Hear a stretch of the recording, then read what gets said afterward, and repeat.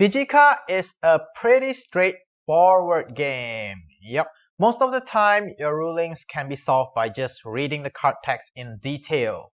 And things are also quite straightforward, like when does on play proc?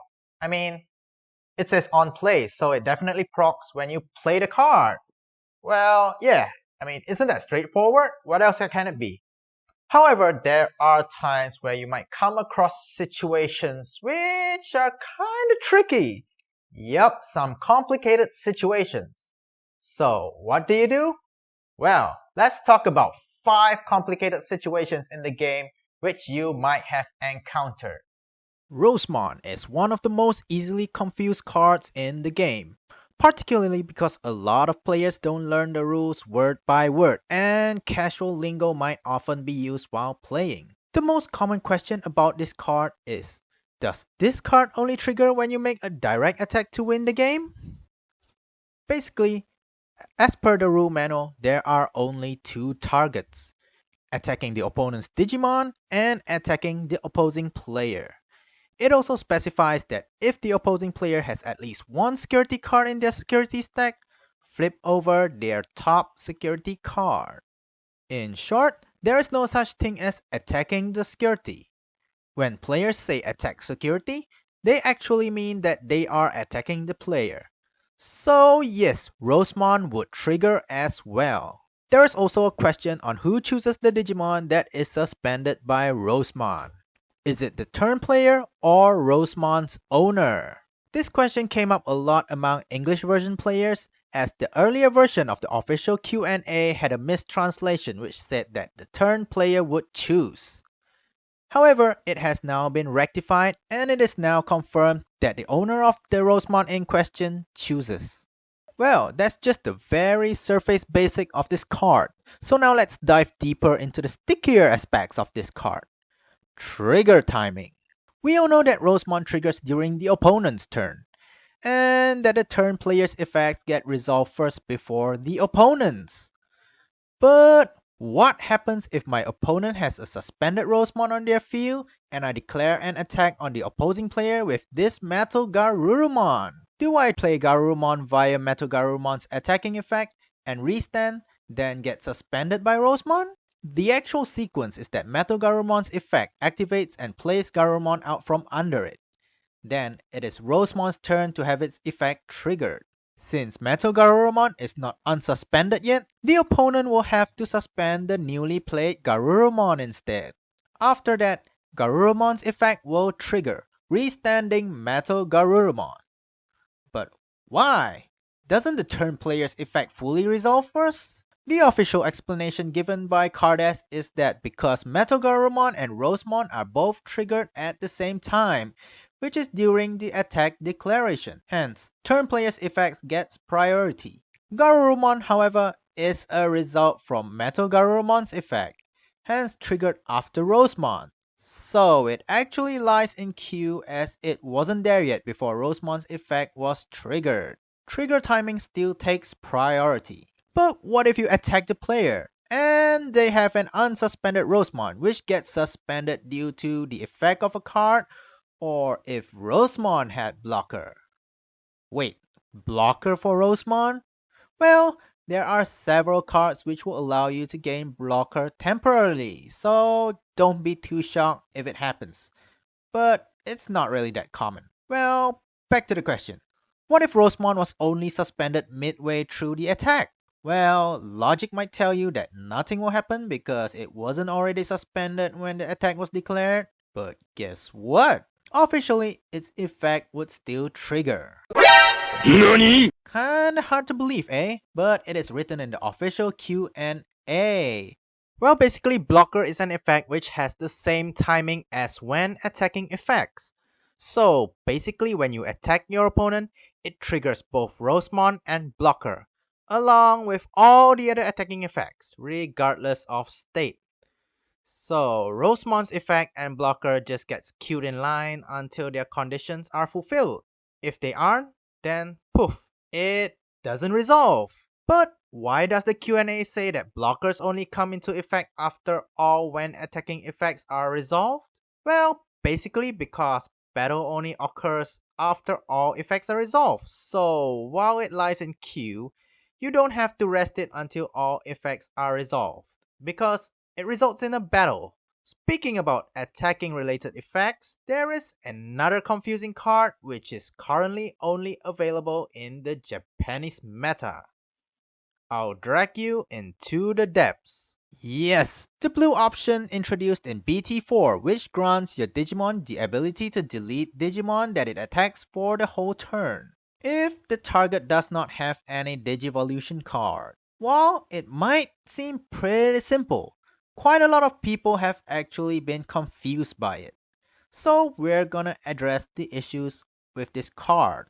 First of all, we have to understand that this card gives your Digimon a buff, which lasts the whole turn. Which means regardless of whether you Digivolve or de-Digivolve during the turn, the effect still stays. Well, not if it gets deleted then called back out from the trash though. It's considered a newly played Digimon that way. So, can the attacking Digimon be blocked? Well, yeah, but not in the sense that you might imagine. So let's say I play this option to buff my Gabumon because I want to delete my opponent's Omegamon. Following the sequence of attack, I suspend Gabumon and declare an attack on Omegamon. Upon the attack declaration, it triggers the effect Gabumon gain and deletes Omegamon. Hey wait, didn't I say you could block? Why did Omegamon get deleted? Well, basically the choice to block only comes after attacking effects. So you can actually suspend your blocker to take the attack from Gabumon, but only after Omegamon gets deleted. So now, does this mean the blocker gets deleted as well? Well, sadly no. The buff does not apply to blockers according to the official BT4 Q&A. The reasoning? Because this effect triggers upon the declaration of attack, and the blocker wasn't the target during the declaration of attack, hence it wouldn't apply. But why can Rosemon's effect trigger after blocker but not this? Did Rosemon get buffed or did this card get nerfed? Well, not really.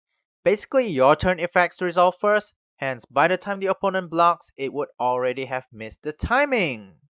Speaking about buffing and nerfing, ShineGreymon is one famous card which was a victim of nerfing. ShineGreymon was a very solid card back in BT2 and BT3. It also looks to be one of the better builds in English version 1.5.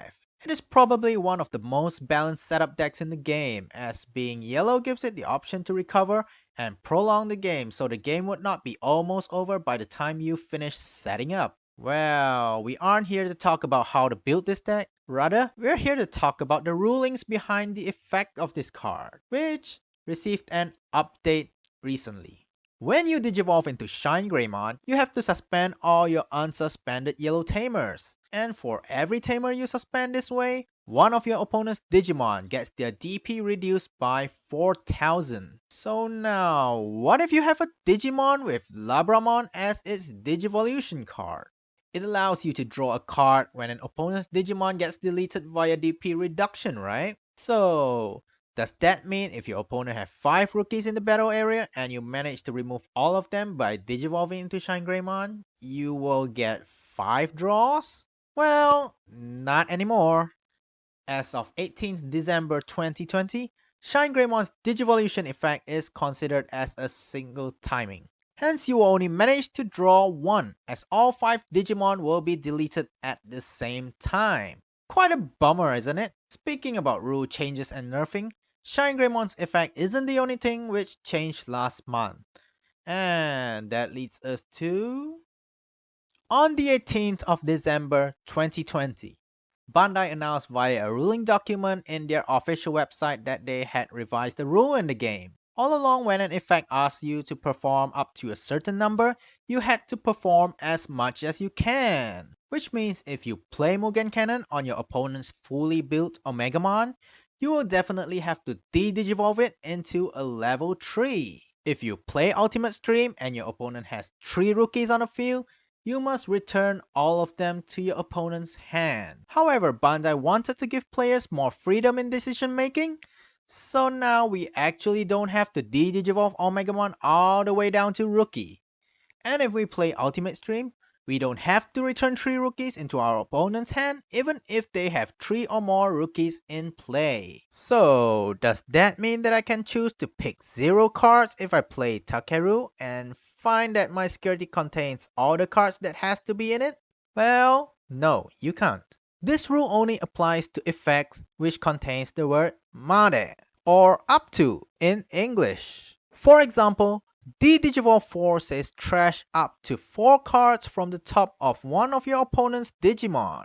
In this case, you would be able to just trash 3 or less, even if it says you can trash 4. The same goes to Double Edge, which says up to 2 of your Digimon gain security attack +1 for the turn, and Laser Eye as well, which says trigger the Digivolve 1 on up to 2 of your opponent's Digimon. On the other hand, cards like Takeru and Neko Punch do not have the word up to in their effect, hence you have to fulfill them as much as possible. Hey wait, doesn't it say up to 3 of your opponent's level 3 Digimon? Well, sorry about that. Bandai America messed up their translations again, because there is no made in the original Japanese card text. And as the rules mention, the Japanese card text will take priority. Well, Bandai, time to up your translation game. Chaosmon is an awesome card. Tier 1 and BT4 meta in fact. It basically gives you an extra attack when you digivolve into it. But how does this extra attack work? Can you still attack if digivolving into Chaosmon causes your memory counter to cross over to your opponent's side? Well, yes, because the attack is part of Chaosmon's Digivolution effect.